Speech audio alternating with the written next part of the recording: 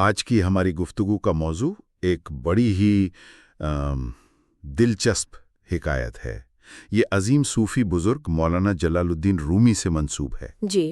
ایک بیل کی کہانی جو کسائیوں سے بھاگ کر سیدھا مولانا کے قدموں میں آ گرتا ہے، پناہ لیتا ہے۔ بالکل، یہ واقعہ شمس الدین افلاکی کی کتاب ہے مناقب العارفین، اس میں ملتا ہے۔ اچھا، اور سنا ہے کہ 16ویں صدی کے عثمانی مخطوطے میں اس کی تصویر بھی ہے؟ جی ہاں، بالکل ہے، ایک بہت خوبصورت منیچر پینٹنگ۔ تو آج ہم اسی حکایت کی گہرائی میں جائیں گے، دیکھیں گے کہ یہ کہانی کیا ہے، اس کے علامتی معنی کیا ہو سکتے ہیں، اور آج کے دور میں اس سے کیا سبق ملتا ہے۔ جی، یہ صرف ایک جانور کی کہانی نہیں لگتی۔ نہیں، بالکل نہیں۔ اس میں روح، نفس، پناہ، نجات، بہت کچھ چھپا ہوا لگتا ہے۔ جی، تو قصہ شروع کہاں سے ہوتا ہے؟ مولانا رومی کہاں تھے؟ قصہ یوں ہے کہ مولانا رومی کونیا میں تھے، اپنے والد بہاؤالدین ولد کے مزار پر۔ اچھا۔ مزار پر سرخ غلاف چڑھا ہوا تھا اور مولانا ایک لکڑی کے ریحل پر قرآن شریف رکھ کر تلاوت کر رہے تھے۔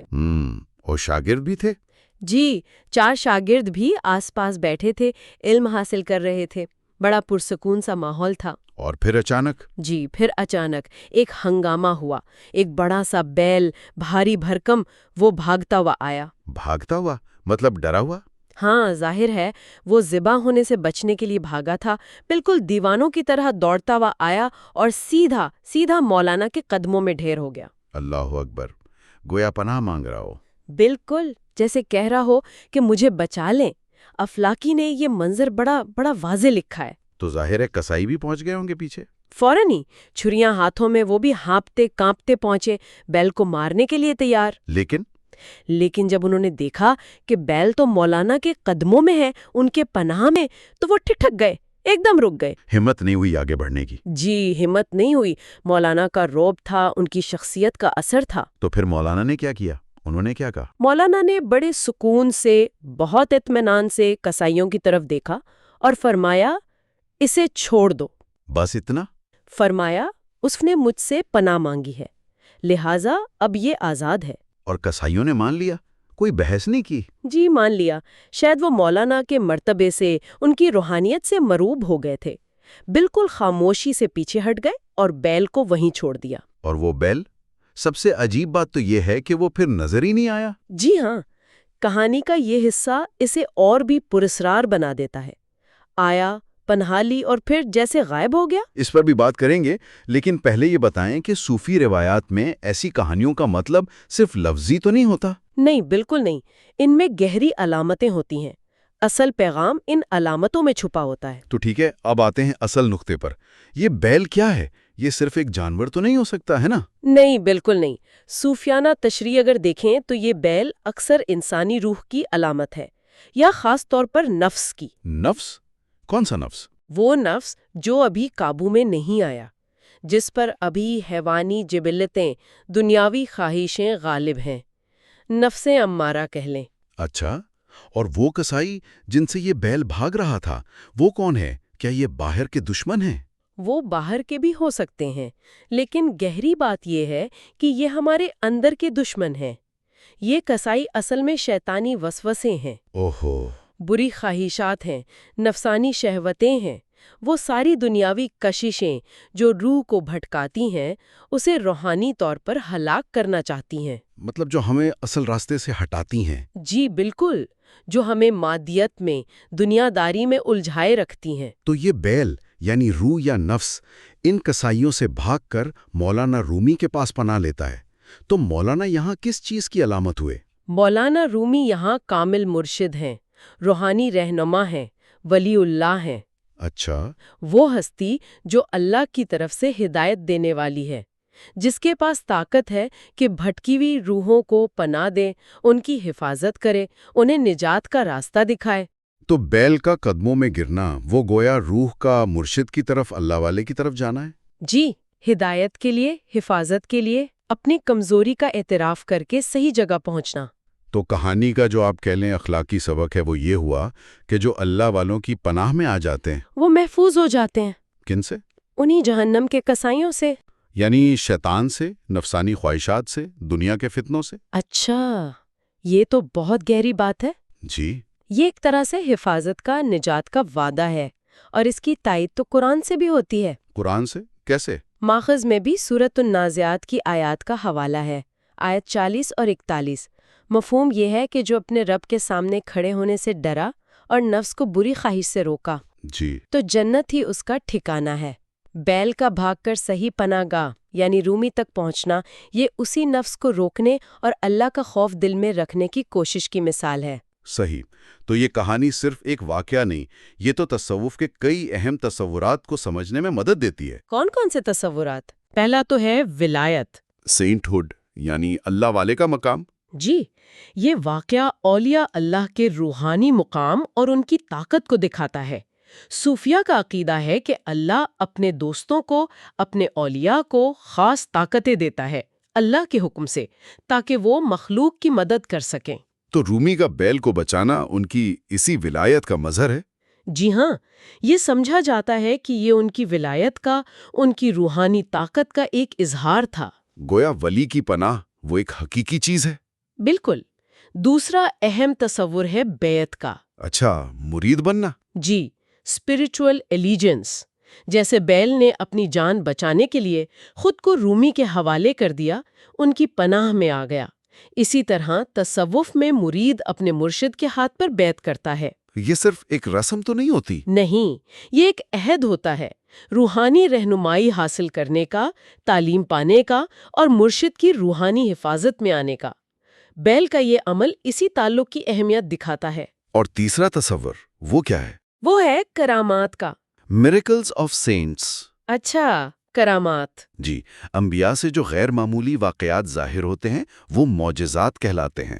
اولیاء سے اگر ایسا کچھ ہو تو اسے کرامت کہتے ہیں۔ یہ ان کی نبوت کی دلیل نہیں ہوتی؟ نہیں، نبوت تو ختم ہو چکی۔ یہ اللہ کے ہاں ان کے خاص مقام، ان کی قربت کی نشانی سمجھی جاتی ہے۔ تو بیل والے اس واقعے کو اکثر رومی کی کرامات میں گنا جاتا ہے، جو ان کی روحانی عظمت کو ظاہر کرتی ہے۔ بالکل۔ یہ جو کسائیوں سے بچنے کی بات ہے، یعنی نفسانی خواہشات، دنیاوی لالچ سے نجات، یہ تو ہر انسان کا مسئلہ لگتا ہے، ہر زمانے میں۔ بالکل، یہ ہر ایک کی کہانی ہے۔ تو یہ پرانی حکایت آج ہماری زندگی کی کشمکش سے کیسے جڑتی ہے؟ یہ براہ راست جڑتی ہے۔ یہ اصل میں نفس امارہ کے خلاف جنگ ہے، وہ نفس جو برائی پر اکساتا ہے۔ اچھا۔ بیل کا بھاگنا یہ ہماری اپنی اندرونی خواہشات سے، غصے سے، لالچ سے، تکبر سے، ان سب حیوانی جذبات سے بھاگنے کی کوشش ہے۔ مولانا رومی نے بھی تو نفس کے بارے میں بہت کچھ کہا ہے۔ جی، مثنوی میں انہوں نے نفس کو اژدہا کہا ہے، جس سے مارنا یا قابو کرنا روحانی سفر کے لیے ضروری ہے۔ تو یہ بیل اسی جد و جہد کی علامت ہے۔ اور کسائی؟ وہ صرف بری خواہشات نہیں، وہ دنیاوی فائدے اور لالچ بھی ہیں، ہے نا؟ وہ بیل کو ذبح کر کے گوشت، کھال یہ سب چاہتے تھے۔ بالکل، وہ خالص مادی فائدے کے پیچھے تھے، نفع کمانا چاہتے تھے۔ لیکن جب روحانیت سامنے آئی، یعنی رومی کی شکل میں، تو یہ سارا مادی لالچ بے بس ہو گیا۔ یہ دکھاتا ہے کہ روحانی طاقت جو ہے وہ مادی کشش پر غالب آ سکتی ہے۔ اس میں توکل کا پہلو بھی ہے، اللہ پر بھروسہ۔ بہت زیادہ۔ بیل نے اپنی طاقت پر بھروسہ نہیں کیا، وہ بھاگا تو ایک اعلیٰ روحانی ذریعے کی طرف۔ یہ سکھاتا ہے کہ جب ہم اپنی کمزوری مان کر اللہ کی طرف یا اللہ کے نیک بندوں کی طرف رجوع کرتے ہیں تو مدد آتی ہے، پناہ ملتی ہے۔ آپ نے شروع میں 16ویں صدی کے عثمانی مخطوطے کا ذکر کیا تھا جس میں تصویر ہے، اس تصویر کے بارے میں کچھ بتائیں۔ کیا اس میں بھی کچھ خاص علامتی پہلو ہیں؟ جی ہاں، وہ تصویر خود بہت کچھ کہتی ہے۔ یہ سلطان مراد تھالس کے دور کی ہے، ترجمہ سواقب مناقب نامی کتاب میں۔ اچھا۔ تصویر میں جیسا کہ ماخذ بتاتے ہیں، اوپر مولانا رومی مزار پر قرآن پڑھ رہے ہیں، نیچے بیل بھاگ کر ان کے قدموں میں آ رہا ہے اور قصائی پیچھے ہیں۔ اس میں کیا علامتیں ہیں؟ کئی ہیں، مثلاً مزار پر جو سرخ کپڑا ہے وہ عظمت کی، احترام کی، شاید روحانی شہادت یا قربانی کی بھی علامت ہو۔ اور قرآن جس پر رکھا ہے وہ رحل؟ لکڑی کا رحل، یہ علم، ہدایت، اللہ کے کلام کی بنیاد، اس کی علامت ہے۔ اور وہ 4 شاگرد جو مولانا کے پاس بیٹھے ہیں، ان کا کیا مطلب؟ وہ علم کی منتقلی کی علامت ہے۔ اچھی صحبت یعنی صالحین کی صحبت کی اہمیت بتاتے ہیں اور روحانی سلسلے کے جاری رہنے کو بھی ظاہر کرتے ہیں۔ تو گویا پوری تصویر ہی ایک پیغام دے رہی ہے۔ جی، کہ روحانی پناہ کا سرچشمہ اللہ کا کلام ہے، اولیاء کی صحبت ہے، علم دین ہے۔ یہ جو تصور ہے روحانی پناہ کا، رہنمائی کا، کیا یہ صرف اسلامی تصوف میں ہی ہے یا یہ دنیا میں اور جگہ بھی ملتا ہے؟ نہیں، یہ تصور کافی عالمگیر ہے، یونیورسل ہے۔ ماخذ بھی یہی بتاتے ہیں۔ مثلاً دیکھیں، ہندو مت میں گرو کا تصور ہے، شاگرد کی رہنمائی کرتا ہے۔ بدھ مت میں لاما یا استاد کا مقام بہت اونچا ہے۔ عیسائیت میں بھی؟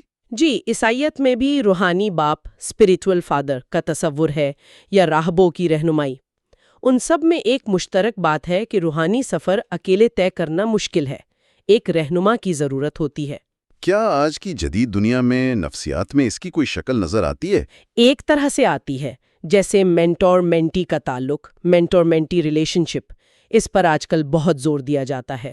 یہ کچھ پیر مرید تعلق جیسا ہی ہے۔ اور محفوظ محسوس کرنے کا تصور؟ جی، نفسیاتی پناہ گاہ، سائیکولوجیکل ریفیوج کا تصور، کہ انسان کو ایک ایسی جگہ یا شخصیت کی ضرورت ہوتی ہے جہاں وہ محفوظ محسوس کرے۔ ایک اور پہلو جو اہم ہے وہ سماجی انصاف کا ہے۔ وہ کیسے؟ رومی نے یہاں کیا کیا؟ کمزور یعنی بیل کو طاقتور یعنی کسائیوں کے ظلم سے بچایا۔ یہ دکھاتا ہے کہ روحانی رہنما صرف اپنی ذات تک محدود نہیں ہوتا، وہ معاشرے میں انصاف کے لیے، کمزوروں کی حمایت کے لیے بھی کھڑا ہوتا ہے۔ تو اگر ہم اس ساری گفتگو کو سمیٹیں تو خلاصہ یہ نکلا کہ جلال الدین رومی اور بیل کی یہ حکایت، جو افلاکی کی کتاب اور پھر عثمانی مصوری سے ہم تک پہنچی، یہ صرف ایک دلچسپ قصہ نہیں ہے۔ جی بالکل نہیں، یہ تو روحانی حکمت سے بھری پڑی ہے۔ ہم نے دیکھا کہ کیسے روح یعنی بیل کی اندرونی اور بیرونی خطروں یعنی کسائیوں سے جنگ کو دکھاتی ہے، اور کیسے نجات کے لیے ایک کامل رہنما یعنی رومی کی پناہ ضروری ہے۔ جی، اس نے ہمیں ولایت، بیت، کرامات، یہ سارے صوفیانہ تصورات سمجھنے میں بھی مدد دی۔ اور بنیادی پیغام شاید یہی ہے کہ حقیقی امن، حقیقی تحفظ وہ اللہ پر توکل میں ہے، نفس کے خلاف لڑائی میں ہے، اور اللہ والوں کی رہنمائی میں ہے۔ اور ایک آخری بات جو آپ نے پہلے بھی پوچھی تھی، وہ سوچنے کے لیے چھوڑ جاتے ہیں۔ کون سی بات؟ وہ بیل کا غائب ہو جانا۔ کہانی کہتی ہے کہ رہائی کے بعد وہ پھر کبھی نظر نہیں آیا۔ یہ غائب ہونا کیا ہے؟ کیا مطلب ہو سکتا ہے اس کا؟ کیا یہ نفس پر مکمل فتح ہے، روح کی دنیاوی چیزوں سے مکمل پاکیزگی، یا یہ فنا کی کوئی منزل ہے، فنا فی المرشد یا فنا فی اللہ، کہ جب اصل پناہ مل گئی تو اپنا الگ وجود ہی نہ رہا؟ واہ، یہ تو ایک بالکل نیا زاویہ ہے سوچنے کا۔ جی، یہ سوال ہمیں کہانی کے انجام پر اور نجات کی اصل حقیقت پر مزید غور کرنے کی دعوت دیتا ہے۔ واقعی ایک ایسا سوال جو سوچ کے کئی دروازے کھولتا ہے۔ اسی نقطے کے ساتھ آج کی ایک گہری گفتگو یہیں ختم ہوتی ہے۔ اگر آپ کو یہ ڈسکشن پسند آئی ہو تو ہم سے محبت کا اظہار کریں۔ ہمارے design India Urdu podcast کو ضرور لائک، سبسکرائب اور شیئر کیجیے۔ آپ کا ایک شیئر کسی اور کی زندگی میں روشنی لے آئے گا۔